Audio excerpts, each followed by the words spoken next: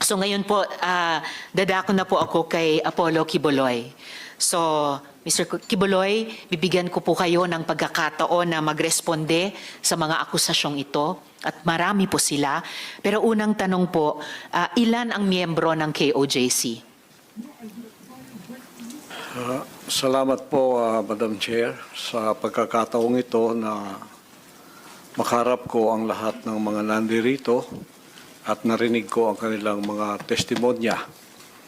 More or less po, sa tingnan ko po muna ang exact na... Kahit in estimate po. More or less po, including mga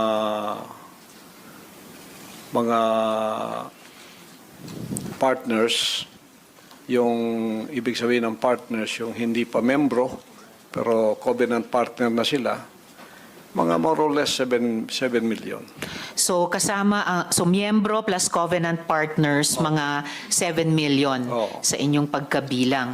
Okay, sa mga follow-up question ko po, dun sa mga testimonya na ng mga victim survivors, sinexually abuse nyo ba ang mga babae at mga menor de edad? At ginamit nyo ba ang relihiyon para i-sexually abuse sila? Wala pong katotohanan yung kanilang mga sinabi.